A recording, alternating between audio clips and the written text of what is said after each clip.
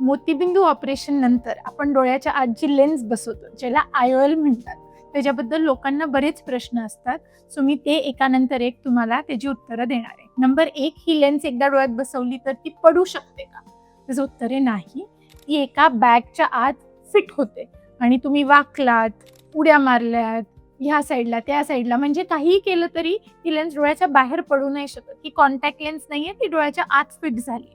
जे काही रिस्ट्रिक्शन्स आपण सुरुवातीला ऑपरेशन नंतर सांगतो, ते लेन्स बाहेर पडेल ह्या भीतीसाठी नसतात. ती आपली जखम व्यवस्थित भरू द्यायची, त्याच्यात काही इन्फेक्शन, इंजुरी नको व्हायला म्हणून असतात.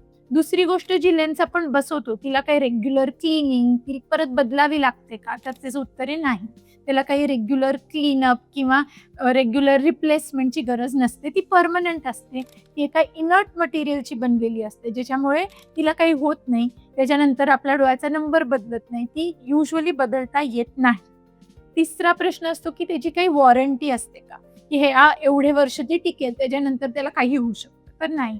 ती खरंच परमनंट लेन्स असते. त्याला काही वॉरंटीची गरज नसते. ती एकदा बसवली, जरी तुमच्या वयाच्या 5व्या वर्षी ती बसवली, तरी it can last you more than your lifetime. तुमचं अख्खं आयुष्य ती लेन्स, त्याला काही होणार नाहीये, तिला बदलावी लागणार नाही. अजून काही तुम्हाला प्रश्न असतील त्याच्याबद्दल, तर नक्की मला खाली कॉमेंट सेक्शनमध्ये विचारा. धन्यवाद.